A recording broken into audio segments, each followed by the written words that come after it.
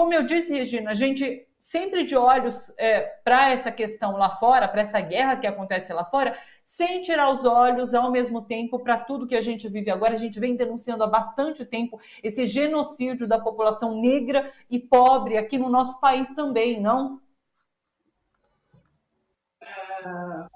Boa tarde, Thalita. Boa tarde, Gal. Boa tarde a todas e todos. Pois é, Thalita, a gente há muito tempo vem dizendo, e aí eu vou usar uma expressão que é a expressão concreta. Nós, no Brasil, vivemos uma guerra de baixa intensidade porque não declarada, não por conta do número de vítimas, de mortos, não isso. É porque é uma guerra não declarada. Uma guerra no Brasil que mata aproximadamente, não sei a estatística do último ano, mas por volta de 60 mil pessoas ao ano, mais que muita guerra declarada no mundo, né? E isso ganha similaridade também com o que está acontecendo hoje na Palestina, né? Então, é uma vivência cotidiana que é estranho, né? Porque a gente não tem guerra. Então, por exemplo, em Israel, na Palestina, as pessoas estão em guerra numa Nakba que dura mais de 70 anos, né? Então, lá se está preparado para esse terrorismo que o Estado de Israel inflige na Palestina e que o Estado brasileiro inflige ao povo negro, pobre e periférico. Então, a gente vive uma situação de conflito muito estranha, porque é um conflito não declarado, né? Sabe que no começo da semana, Regina, inclusive, eu cheguei a comentar, teve um tweet que foi bastante criticado de uma pessoa dizendo assim, né, comentando a guerra na Palestina, dizendo que bom que aqui no Brasil a gente não tem guerra, a gente não tem bombardeios, a gente não tem tiros, a gente não ouve barulho de tiros, a gente consegue viver tranquilamente. E alguém respondia a esse tweet denunciando, falando assim, olha, aí está descaradamente a questão das classes explícitas, né? Porque é isso, enquanto há uma classe, uma burguesia que vive toda a paz que o Brasil propicia, há uma população negra e periférica que vive essa guerra diariamente, é isso. Exatamente. Thalita, o que acontece é que a classe média e a elite brasileira não consegue dimensionar o absurdo que é o racismo, a violência do racismo, a perversidade do racismo brasileiro. E o que é mais terrível, né? É que é um racismo que está incrustado na organização que representa o Estado nos territórios pobres, que é a polícia, né? Então, a gente vive isso cotidianamente.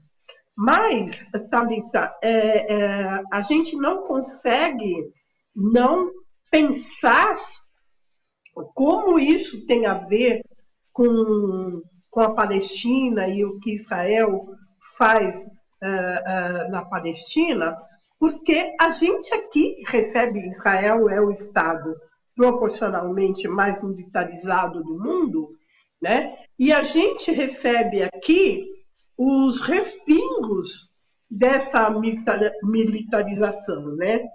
Primeiro, porque adquirimos armamentos de Israel. Segundo, porque importamos, por exemplo, os caveirões que agem sem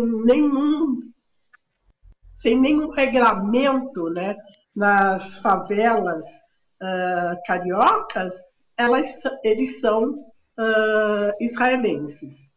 A gente tem uma série de armas de grosso calibre que são israelenses.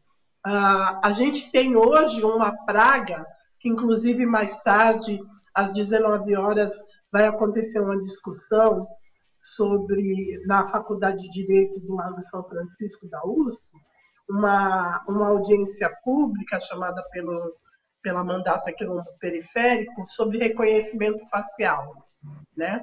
E, na verdade, o reconhecimento facial comete erros, né, bem entre parênteses, comete erros de reconhecimento, prende inocentes, a grande maioria dos inocentes presos por reconhecimento facial, mais de 80% são negros, né? E isso é feito, por exemplo, em Gaza, em larga escala, para controle da população palestina que vive em Gaza, que é, na verdade, um campo de concentração, cárcere a céu aberto, com uma situação dramática de violação de direitos, né? Muito semelhante ao que a gente encontra nas comunidades pobres, periféricas, nas favelas, nos alagados, no Brasil. É essa violação de direitos que a gente vê de forma exacerbada, de forma... Eu não consigo nem achar as palavras certas para dizer sobre o que está acontecendo na Palestina, a gente vê cotidianamente nos territórios negros, pobres e periféricos no Brasil.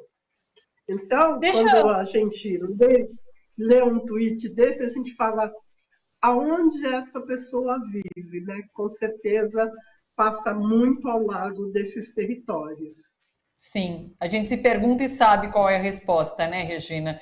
Deixa eu ouvir a Gal sobre a experiência que ela teve. Então, a Gal fez uma viagem ali à Palestina em 2015. Quero saber, Gal, como que você tem visto essa guerra neste momento, e queria que você contasse um pouquinho para a gente a experiência que você teve lá, mesmo porque você vivenciou essas dificuldades que a população palestina da faixa de Gaza tem para se locomover ali, sem qualquer liberdade de ir e vir ali do território da faixa de Gaza, né? Vocês tentaram entrar, membros da comitiva que faziam parte não conseguiram entrar. Conta um pouquinho para a gente, seja muito bem-vinda, Gal.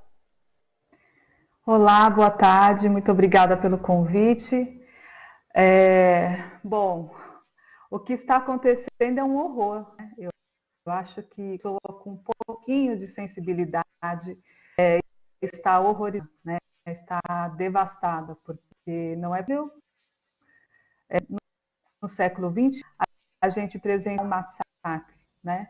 Um massacre que está sendo televisionado, um massacre que você entra nas redes sociais e você nesses últimos dias eu tenho acompanhado. Gal, deixa eu te pedir um favor, Gal. A sua conexão está picotando muito. Eu pensei que era só para mim, fui checar, mas é geral. Você reconecta rapidinho para ver se a gente consegue te ouvir de forma melhor? Pode ser? A gente te aguarda aqui.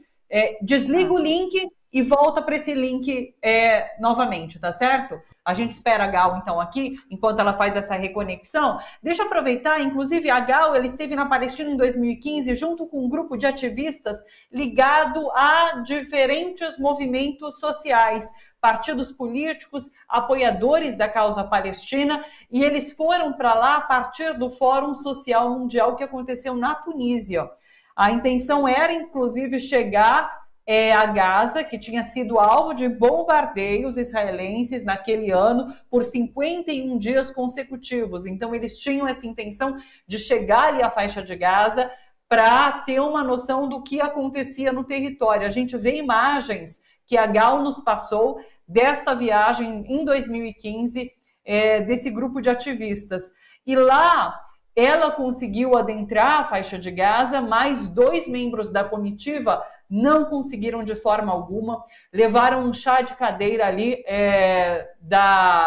numa dessas portas, né, da faixa de Gaza, que dava acesso por Israel. E ao final dessa espera grande, parece que 4 ou 5 horas, esses 2 membros ficaram lá sem conseguir entrar no território. Eles, inclusive, receberam um documento dizendo que eles não poderiam voltar a Israel por 5 anos. Então, assim, foi uma medida bem extremada por parte de Israel para essa comitiva, para esses 2 membros da comitiva que simplesmente queriam entrar no território de Gaza para observar após esse período de mais de 50 dias de bombardeio ali no território. Vamos ver se a gente consegue reconectar com a Gal, então, para que ela traga pessoalmente essa experiência. Diga, Regina.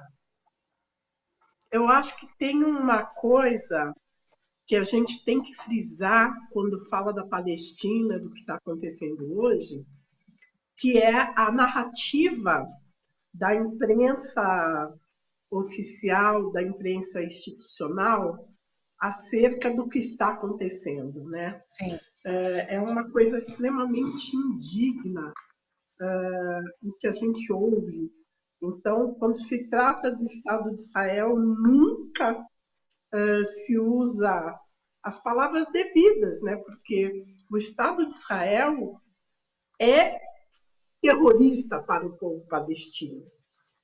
E quando a gente fala do Hamas, por exemplo, não estou fazendo defesa da guerra, não é nada disso.